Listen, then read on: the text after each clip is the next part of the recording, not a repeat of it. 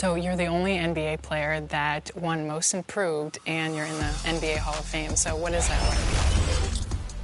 I think it's just a testament of just the work that was put in. You know, I look on how I actually made it to the NBA, and it was really just based off of just opportunity and somebody really believing in me. I was in the 11th grade, and I was one of the top players with, you know, in my area, which is a small place in Florida, Central Florida. But outside of that, nobody really knew who the heck I was until I got into a ranking system for high school athletes.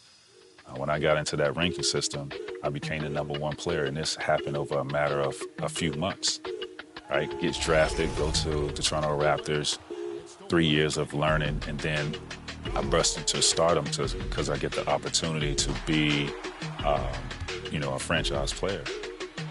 And once that opportunity presented itself, I was ready for it. So I was ready for it when I was in high school. I was ready for it when I became a free agent to take on a bigger role. And in essence, you know, that made me the most improved player of the year. And it was just, you know, just being ready for the moment whenever, you know, opportunity came knocking. When I think of you, for some reason, it's the picture of you and Kobe in Paris on the roller coaster, and I was reading the story about this roller coaster. Do you have motion sickness? Is that why you were sick after the roller coaster? I hated roller coasters, and I told Kobe that. The crazy thing about it, we just finished having lunch. I was like, Kobe, I was like, let my food digest. Let me chill for a minute. And if you know one thing about Kobe, like you can't show weakness because he preys on that, right? And he was calling me all kind of names and this. Like, man, let's go, bro. So I was like, all right. Make a long story short, messed up my whole day. Like, I didn't want to do nothing else but go back to my room and sleep because I was just thrown off from the roller coaster ride. And he was just dying laughing. It's not for the weak, the motion sickness, and people who don't have it don't understand, but I'm with you. Even like riding the back of cars, like, it sets me off. Yeah, I especially if you got your head down. Oh. Looking at the phone? No way, can't do it. Absolutely not. Yeah. All right, so we just have a few rapid fire questions for you. Okay. Would you rather dunk on an opponent or break their ankles? Why not both? I'd rather dunk on someone. Yeah. Do you think you could still dunk today? I'm not 70. I'm old. I didn't. What you mean? I mean, I don't know. Like. I know. If you say, how you phrase that question, do you think you still can dunk on someone today? Then, you know, I'll be like, oh, hell no. But to say, ask me if I still can dunk? I'm 42. I mean, don't I look in shape? Oh, greatest of shape. Look at you. Are you kidding me? All right. Would you rather hit a game winner at that could silence the crowd? That's no question. Which crowd in the NBA would you want to silence with that game winner on the road? Utah. They're tough. Utah. Would you rather come back to the NBA as a coach or an NBA player? Now? Yeah. Neither. Neither. Why not a player? I'm so content with retirement and where I'm at. I'm like in the best space you possibly could be in. So neither. Which is great because I feel like sometimes when athletes transition into like retirement, it's sometimes hard for them, right? Because you're like so focused on like you're on the road, you're eating, you're at the hotel, like you're up till 4 a.m. and like that lifestyle becomes so ingrained that like just to sit back and kind of do nothing is kind of a culture shock for some people. Yeah, and it's tougher, especially for guys that hasn't created a brand throughout their career. So they're just really literally sitting at home all day, every day with nothing else to do. Hopefully they have some business ventures that get them out of the house or kids. But yeah, that's a tough transition. Awesome. Well, thank you so much. We can't wait to see you in NBA 2K23 and in the My Career Story. I can't wait. Awesome. It's gonna be good. What's up, guys? This is T-Mac with some 2K TV Interactive. When I scored 62 points, which team was that against? Was it the Heat, the Suns, the Wizards, or the Bucks?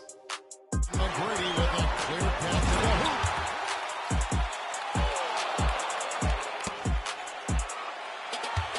Here's McGrady.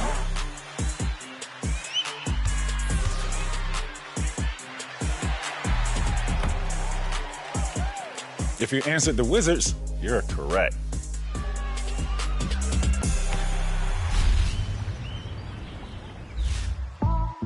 So you're loving your new build in NBA 2K23, but maybe you're looking for a new challenge. Your mind may be wondering, what would it be like to try out a new position or change an aspect of your game? NBA 2K23 is making that second build process a whole lot easier. Once your My Player reaches a 90 overall rating, you'll unlock Rebirth. When you make your new build with Rebirth, your completed quests are carried with you, and the number of badges you previously earned remain intact. And it's easy to do. On the Goat Boat, Ronnie2K will text you a message that unlocks Rebirth when you hit an overall rating of 90. And in the city, as your level rises, you'll be able to start 4 Rebirth quests to find Ronnie2K in hidden locations in the city. And you know exactly where to find him. You know, the Knights Dumpster, the West Side Mall, 2K Sports Building, and entrance to the Viper affiliation. Oh wait, was that supposed to be a secret? My bad. With Rebirth, you can get that new build up and running faster than ever. Try it out when you get to 90 overall.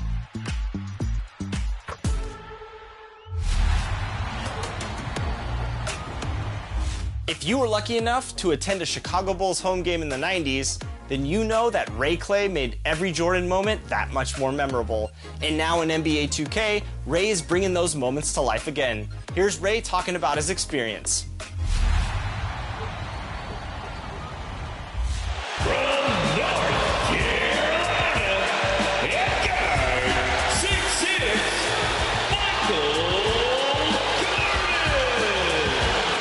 Being the Chicago Bulls public address announcer, being there for the most iconic time from 91 to 98 for all of the world championships, I said, you know, I can just add so much more to the game, I hope. In the Chicago Stadium, we had 18,676 rabid fans who would come out every day to watch the Chicago Bulls play. And it didn't take me very much to get myself amped up to do that. His hair is with the jam! I think that just the thought of trying to provide that game atmosphere for the players of today has really gotten me, again, myself, amped up to do a good job for them. The Detroit Pistons. You know, the bad boys, they beat us in '89, and following year, the Bulls came back in the finals, and they beat the Pistons in 4, and Detroit walked off before the game was even over. So, that was an iconic moment. You know, it was the crowning of Michael Jordan as being the new king. I think having the PA voice in the game lends so much more credibility to what the game is all about. It makes the fans and the people who are playing the game actually feel like they're right there. All right, fans, stand up and get loud! The recording sessions for 2K have really been a lot of fun. It's a chance for me to relive some of the memories that I had from back in the 90s, and I really enjoy being involved in it. The waiter, Tony Kukoc, with the dish. My favorite finals moment during the first finals was when the Bulls played the Lakers, and Michael was driving down the floor, and he went up and he had the ball in one hand and switched it to the other hand and laid it in. And I think at that point I called him Magic Jordan. I was just so amazed by what he did. The second one was probably when he had all of those three-point baskets, and he came by and he gave the scorer's table a shrug as he probably put in his next three-pointer. Look out for 3! A lot of stars. The Timberwolves were all business as they came through the tunnel, determined to give their fans a reason to celebrate tonight. It's the NBA on 2K Sports. I'm Kevin Harlan alongside Greg Anthony, Steve Smith, and David Aldridge is joining us from the sideline. DA, take it away. Thanks very much. Now, Commissioner Adam Silver is continuing to push for the creation of an in-season tournament. He says the notion is to steal a page from European soccer. It's not the Larry O'Brien Trophy, but something secondary that teams care about. Something you'd see players go into that extra gear for. Kevin, back to you. That's pretty intriguing, DA. That's an interesting